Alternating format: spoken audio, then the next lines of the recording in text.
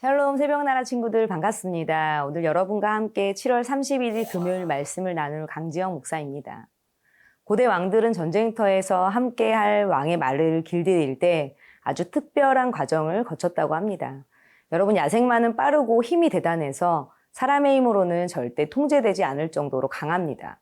그래서 왕의 말을 만드는 첫 단계가 바로 조련입니다. 왕의 말을 맡은 조련사는 며칠 동안 말에게 물을 거의 주지 않습니다. 그러면 말은 점점 타는 듯한 갈증을 느끼게 되겠죠. 그리고 며칠 뒤 말이 한계에 다다랐을 때 조련사는 말의 고삐를 잡고 시원한 물이 흐르는 강가로 데려갑니다. 엄청난 갈증을 느꼈던 말은 물을 보자마자 앞뒤도 안 보고 미친 듯이 뛰어들려고 하겠죠. 바로 그때 조련사는 말의 고삐를 강하게 잡아당기며 휘슬을 붑니다. 그 휘슬 소리를 듣고 말은 그 자리에 멈춰서야 하는 것이겠죠. 여러분, 멈춰질까요? 잘 안 멈춰지겠죠. 여기서 실패하면 그 말은 더 이상 왕의 말로는 자격이 없는 그냥 야생마가 되는 겁니다.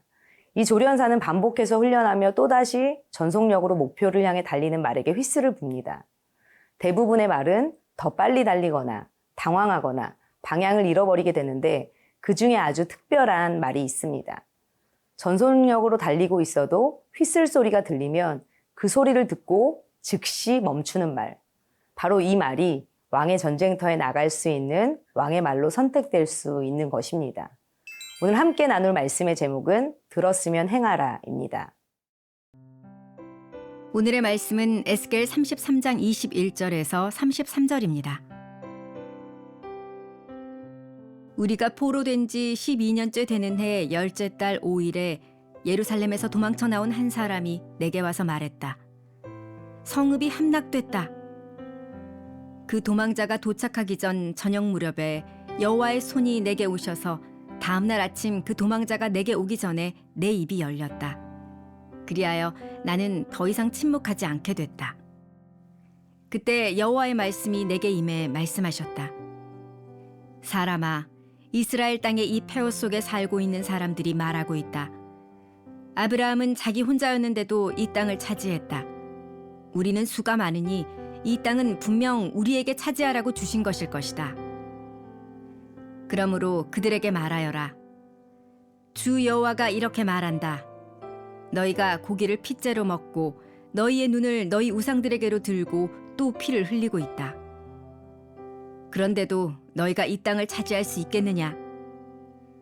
너희가 너희의 칼을 의지하고 혐오스러운 일들을 행하며 각각 남의 아내를 더럽히고 있다. 그런데도 너희가 이 땅을 차지할 수 있겠느냐? 그들에게 이렇게 말하여라. 주 여호와가 이렇게 말한다. 내 삶을 두고 맹세한다. 폐허 속에 남아있는 사람들은 칼로 쓰러질 것이고 저 들판 위에 있는 사람들은 내가 들짐승들에게 주어 삼키도록 할 것이며 요새와 동굴 속에 있는 사람들은 전염병으로 죽게 될 것이다. 내가 이 땅을 극심한 폐허로 만들 것이고 교만한 권세는 끝이 날 것이다. 이스라엘의 산들은 황폐하게 돼 그곳을 지날 사람이 없을 것이다. 그들이 행한 모든 혐오스러운 일들로 인해 내가 그 땅을 극심한 폐허로 만들 때 내가 여호와임을 그들이 알게 될 것이다. 사람아, 내 백성이 성벽 곁에서 또 집 대문 앞에서 너에 관해서 이야기하고 있다. 그들은 서로에게 말한다. 와서 여호와로부터 무슨 말씀이 나오는지 들어보자.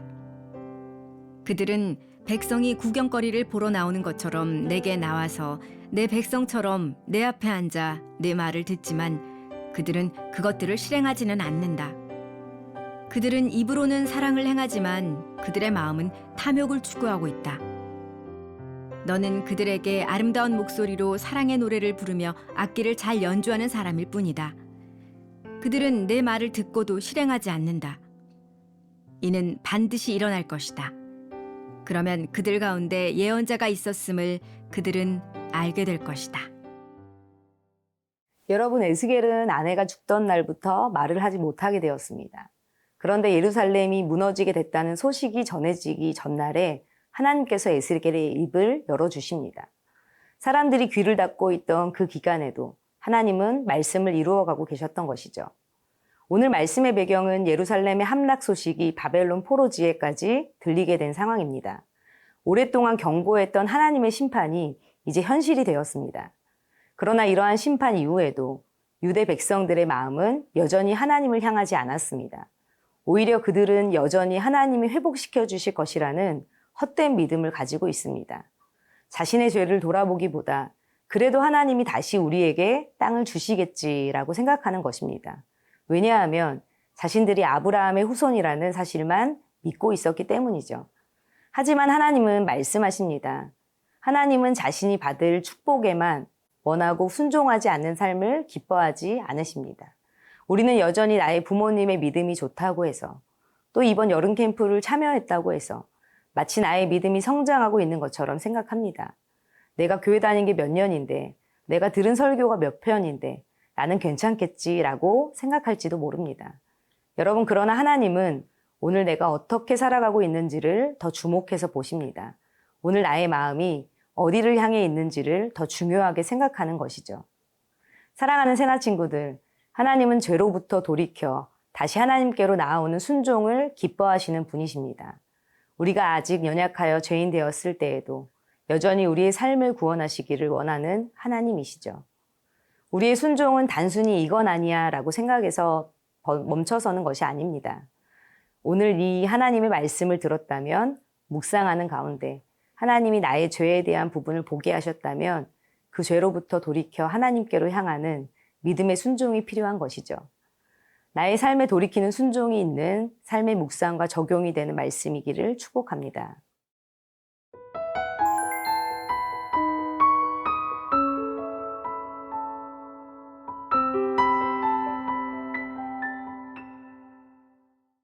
예루살렘 함락 소식을 들은 포로지의 백성이 에스겔의 말을 듣기 위해 찾아왔습니다. 그러나 하나님은 백성이 내 앞에 앉아서 내 말을 들으나 그대로 행하지 아니하니라고 말씀하십니다. 그들이 입으로는 사랑을 나타내면서도 마음은 탐욕을 쫓고 있었기 때문입니다. 여러분, 신앙생활에서 하나님의 말씀을 듣는 것은 굉장히 중요합니다. 예배를 잘 드리고 설교에 감동을 받아 아멘으로 답하지만 정작 그 다음날 아침이 되면 주일의 은혜는 사라지고 다시 나의 일상으로 돌아가 버리는 모습을 봅니다. 성경을 읽고 묵상하지만 그것이 구체적인 삶의 결단으로 이어지지 않습니다. 그러나 여러분, 하나님이 원하시는 것은 듣는 것이 아니라 행하는 것입니다. 주일에 말씀이 끝나고 나면 학생들이 찾아와서 이야기합니다. 목사님, 오늘 설교 좋았어요. 오늘 은혜 많이 받았어요.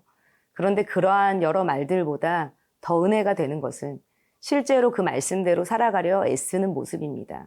학교에 마음에 안 드는 친구가 있었는데 우정에 관한 설교를 듣고 그래도 가까이 지내려고 노력했어요. 여러분, 하나님은 이러한 삶의 모습을 기쁘게 받으십니다. 하나님은 오늘 마지막 말씀에 이렇게 말씀하십니다. 33절 말씀입니다.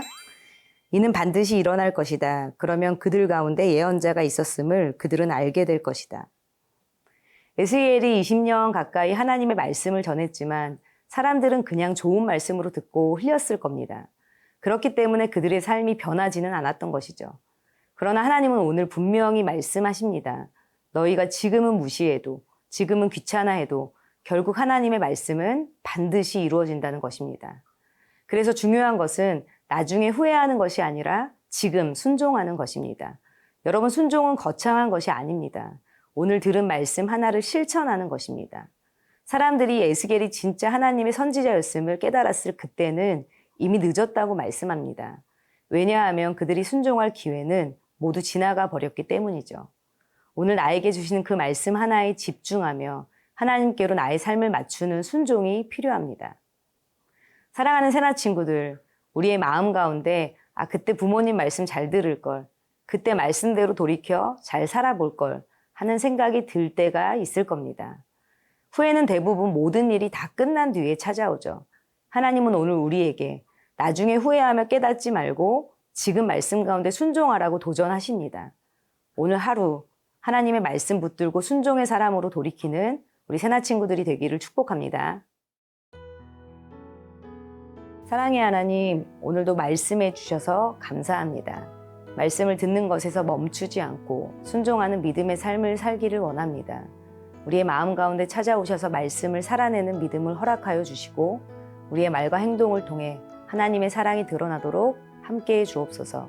예수님의 이름으로 기도합니다. 아멘.